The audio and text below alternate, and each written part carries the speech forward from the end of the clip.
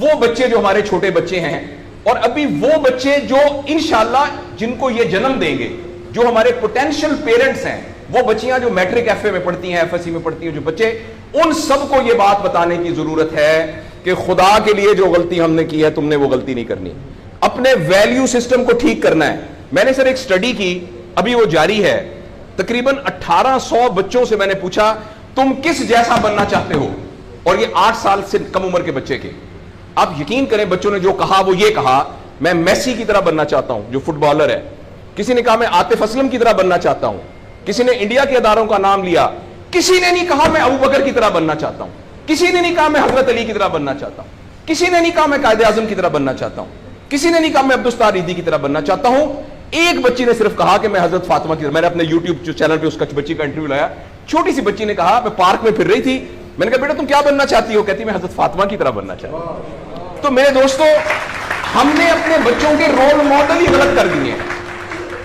ہم نے, اس لیے مجھے اور آپ کو بہت سیریسلی اس بات پر غور کرنا ہے. میں آپ سے عرض کروں, ساؤتھ افریقہ میں تتلیاں ختم ہو رہی ہیں, لہٰذا تتلیوں کی نسل کو بچانا بڑا ضروری ہے. اچھا پانڈا ختم ہو رہا ہے, پانڈا کو بچانا بہت ضروری ہے. انسان پانڈا اور تتلیاں نہیں ہیں, انسان ختم نہیں ہو رہا ہے, انسان کا بچانا کوئی اتنا ضروری نہیں ہے, وہ پانڈا نہیں ہے. اس لیے اگر ہم اپنے بچوں کو یہ رول ماڈل نہیں دے سکتے تو مہربانی کر کے بچے نہ پیدا کریں.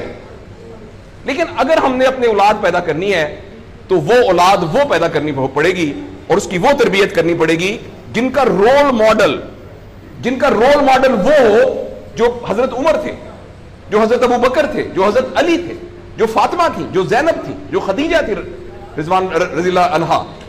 یہ ہمارے رول ماڈل ہمیں پیدا کرنے پڑیں گے, اور یہ تب ہوگا جب ہمارے اندر سے یہ دو چیزیں ختم ہوگی. نمبر 1, ہم پیسے کی بنیاد پر اپنے آپ کو بڑا نہ سمجھیں, اور دوسرا یہ کہ ہم فرد کو فرد کے لیے تیار نہ کریں, فرد کو معاشرے کے لیے تیار کریں. میرا بیٹا تو 1100 میں سے 1100 نمبر لے کے ڈاکٹر بن کے ایک جگہ پر اسسٹنٹ پروفیسر لگا ہوا ہے, معاشرے کو کیا فائدہ ہوا ہے؟ اور ہم میں سے آپ سوچیں کہ اللہ لوگ, عموماً ہم سب لوگ جب اللہ کا شکر ادا کرتے ہیں کہ یا اللہ تیرا شکر ہے, 3 مرلے کے مکان میں رہتے تھے, اب ماشاءاللہ کوٹھی ہے 2 کنال کے اندر, اور سائیکل پہ ابا جی جاتے ہوتے تھے, لیکن الحمدللہ ہمارے پاس اب 2-3 گاڑیاں ہیں, اور چھٹیاں تو سوال ہی پوادے کر جاندے ہوندے سی, کدے کدے گوڑ کھاندے سی, خراس تھے. اب ہم سارے بھوربن میں جاتے ہیں چھٹیاں گزارنے, کبھی کبھی انگلینڈ بھی جاتے ہیں. اللہ کا ہمارے اوپر بڑا کرم ہو گیا. اس غلط فہمی سے ہم اپنے آپ کو نکالیں. اللہ کا کرم یہ ہے کہ میری وجہ سے, جیسے انہوں نے ویڈیو دکھائی ہے کہ ہمارے یہاں کوئی بلڈ کا کچھ نہیں ہوتا تھا, شکر ہے میری وجہ سے یہ بلڈ والا کام شروع ہو گیا. میں ڈاکٹر ہوں, یہ والی سروس یہاں موجود نہیں تھی, اللہ کا شکر ہے کہ یہ والی سروس اب یہاں موجود ہو گئی ہے.